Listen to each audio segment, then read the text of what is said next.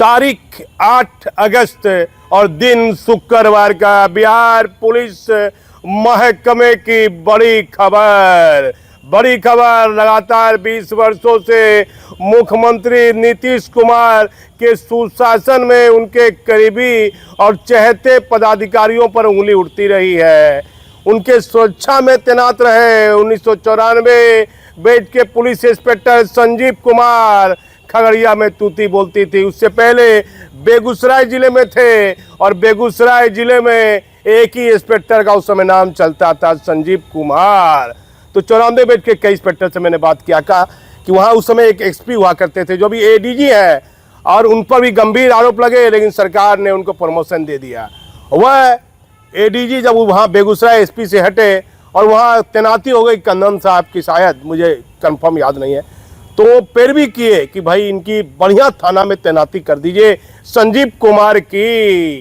ये 94 बैच के इंस्पेक्टर में चर्चा होने लगी। मैंने माथा पकड़ लिया, अरे बाप रे बाप। एक एडीजी ने तो मुझे साफ तौर पर कहा कि मैं रिटायर कर गया हूँ, लेकिन इन लोगों की संपत्ति की जांच होनी चाहिए। जो भागलपुर जिले में इंस्पेक्टर रहा 8 साल 10 साल, यहाँ बिल्डिंग बना लिया, अपार्टमेंट बना लिया, फ्लैट बना लिया, और वो खगड़िया में टाउन इंस्पेक्टर रहा। कहाँ सरकार सो रही थी? क्या लालू के समय बनाया है? नहीं। क्या नीतीश कुमार के मुख्यमंत्री रहते हुए उनके सुरक्षा में रहा? मुझे एक रिटायर्ड पदाधिकारी ने कह दिया, रिटायर किए, अब तो खैर वो दुनिया में नहीं है। अब भट्टी साहब की मैं हमेशा बुराई करता हूँ, लेकिन जो सच्चाई है वो बोलता हूँ। तो एक सच्चाई और बोलता हूँ जो उनके पक्ष में जाएगी। 1990 बैच के आईपीएस थे राजविंदर सिंह भट्टी, सीएम हाउस से बोलता है पैरवी आ गई।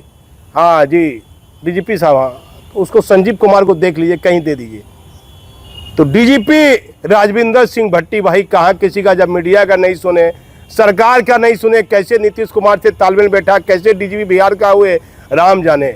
लेकिन कई मामले में स्वाभिमानी आईपीएस पदाधिकारी थे, जितेंद्र कुमार की तरह भट्टी को झुकाना असंभव माना जाता है। झुकाना मतलब किसी की बात पर जल्दी मानते नहीं थे। गोरख बंगला की पोस्टिंग नहीं हुई, चाहते थे गोरख बंगला की पोस्टिंग जिला में हो जाए, नहीं हुई तो मन बनाया कि अब नहीं रहना है। तो सरकार तक पहुंच है भट्टी की, अपना करवा लिया, केंद्र प्रतिनियुक्ति चल भी गए, लेकिन संजीव कुमार की पोस्टिंग नहीं की डीएसपी में। वाह वाह भट्टी साहब वाह। चलिए, मुझे तो एक बहुत बड़े पदाधिकारी ने बताया कि ये आपके प्रशंसा वाली बात है कि आप जान गए भ्रष्ट पदाधिकारी को फील्ड में जाने नहीं देते थे। अभी है DGP Vinay Kumar 91 batch, Kundan Krishnan 94 batch, और पंकज दरार जो विशेष निगरानी इकाई में है ये 95 बैच है। आप देखिए इतना बड़ा आईपीएस पदाधिकारी है पुलिस हेडक्वार्टर में। अब सब जगह नई तैनाती होगी, जिनका कार्यकाल पूरा हो गया है। ऐसे कई दरोगा, इंस्पेक्टर, सिपाही को रेंज के आईजी विवेक कुमार ने भी रिलीव कर दिया। लेकिन सवाल उठता है पूरे देश के सिस्टम पर, जब आपको मालूम है कि ये पदाधिकारी पटना में रह गया है और अभी विधानसभा चुनाव है, ऐसा क्या ही क्राइम कंट्रोल कर देगा ये इंस्पेक्टर भाई? आप चुनाव के बाद बुला लेते, चुनाव के समय में वो अपना कार्यकाल पूरा कर लिया है। अब मुझे तो एक पदाधिकारी ने कह दिया दानापुर का वो इंस्पेक्टर बन जाएगा। अब मालूम कीजिए वो कौन जात का है, उसके कौन कौन प्रभावशाली पदाधिकारी उसके टच में है। आपके चिल्लाने से कुछ होने वाला नहीं है। मुझे तो एक से एक पदाधिकारी ने कहा फालतू आप चिल्लाते मत चिल्लाइए, आपका माथा काम नहीं कर रहा है। सच चिल्लाना अपराध माना जाता है, सच दिखाना अपराध माना जाता है। जैसे 1995 बैच के आईपीएस पदाधिकारी पंकज दरार साहब की कार्यशैली के बारे में मैंने मालूम किया। मेरे नैयर साहब से 96 बैच है, नैयर साहब से बेहतर ताल्लुकात मेरे नज़र में आज भी है। लेकिन जब खबर उनके खिलाफ मैंने चला दी तो कई पदाधिकारी ने फ़ोन किया, काहे चलाते हैं, आपको तो हमेशा मान सम्मान दिया, मैं इससे इनकार भी नहीं करता हूँ। लेकिन जब उन पर सवाल उठने लगे विशेष निगरानी में इकाई में रहते हुए, आर्थिक अपराध इकाई में रहते हुए, और वह जब केंद्र चले गए और केंद्र से आते हैं और फिर उनको आर्थिक अपराध इकाई में ही एडीजी में तैनाती कर दी जाती है, और विशेष निगरानी भी वो लेने की पूरी कोशिश करते हैं, पूरी पैरवी लगाते हैं। अभी चर्चा है कि सरकार में कि वो एसटीएफ लेंगे, एसटीएफ जहाँ अभी कुंदन कृष्णन साहब के पास में है। कुंदन कृष्णन है भाई, तो आप कुंदन कृष्णन से कैसे एसटीएफ ले लीजिएगा? चर्चा है कि वह एसटीएफ एडीजी बनना चाहते थे, पूरी चर्चा थी, लेकिन मेरी खबर फेल हो गई। मैंने पदाधिकारी को कहा सर आप बताए इतना कि मेरा तो खबर फेल हो गया।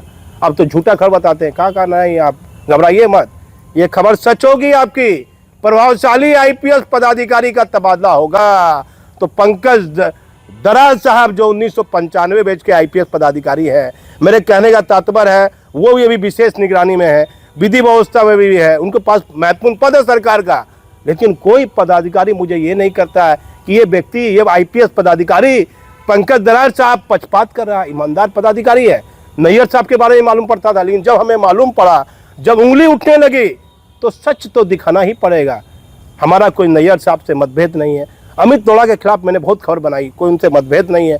राकेश दुबे के खिलाफ बहुत महत्वपूर्ण खबर बनाई, बहुत खिलाफ में खबर बनाई। बहुत आईपीएस पदाधिकारी, मैं नाम गिनाना उचित नहीं समझता हूँ, जिनको लगा होगा कि नहीं ये पत्रकार मेरा दुश्मन है। हम क्यों किसी के दुश्मन है? हमारा काम है कि जब सवाल उठने लगे और लगा है कि ये जायज बात है, ये सवाल वाजिब है, सरकार फिर भी आंख बंद की हुई है। प्रेमचंद साहब ने नमक की दरोगा में वो किताब में वो लिखी थी, मुझे कहा कि हर आईपीएस ने मुझे कहा रिटायर कर गए, आपके कारण मैं भी ये पंक्ति याद कर लिया हूँ। न्याय और नीति ये सब लक्ष्मी के खिलौने हैं, वह जैसा चाहती है नचाती है। वाह सीबीआई, वाह आईबी। 1994 बैच के इंस्पेक्टर ने के यहाँ से बराबर जो संपत्ति का आकलन दिया है प्रेस विज्ञप्ति में, एडीजी पंकज दरार साहब की ये प्रेस विज्ञप्ति है। केस दर्ज हुआ है विशेष निगरानी इकाई में 16/2025 7 तारीख को, कल के डेट में केस दर्ज हुआ। आज 8 अगस्त है, कल 9 तारीख है रक्षाबंधन। रक्षाबंधन की सभी को शुभकामना जो हमारे दर्शक हमारा चैनल देख रहे हैं। तो संजीव कुमार चौरामदे में आए, इनकी संपत्ति का आकलन बहुत है, लेकिन जब मैंने एक चीज़ पढ़ा इस प्रेस विज्ञप्ति में, बाप रे बाप। मुझे एक रिटायर्ड पदाधिकारी से मैंने बात की जो सीबीआई वाई बड़ी बड़ी जांच एजेंसी में रहे, कहा अरे 10 ट्रक का पता चला है, 10 ट्रक।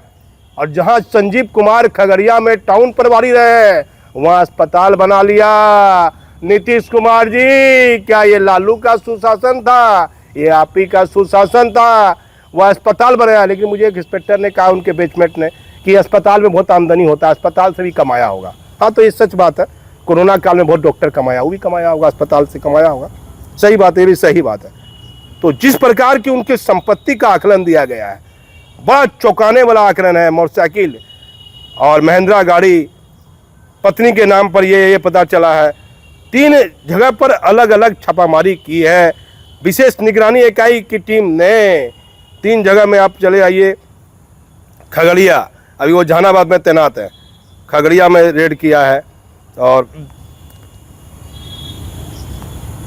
बहुत चर्चित ये इंस्पेक्टर है। और संजीव कुमार के एक साथ कई ठिकानों पर छापामारी, करोड़ों, कोई कहता है अरबों रुपये से भी ऊपर का मामला जाएगा। पटना, खगड़िया, जहानाबाद में ये मुख्यालय में डीएसपी के पद पर तैनात है। अब इनका अस्पताल आप देखिए भाई, बड़ी बड़ी जांच एजेंसी चौंका जाएगी। अब एक मामूली आदमी उस पर कार्रवाई करेगा। जब भ्रष्टाचार के खिलाफ अब पत्रकार सवाल उठा रहा है, नीतीश कुमार जी, सीबीआई पदाधिकारी उसको चिन्हित करते हैं, अरे बर्बाद करो इसको, ये सरकार से मान्यता प्राप्त पत्रकार भी है तो इसको जेल भेजो।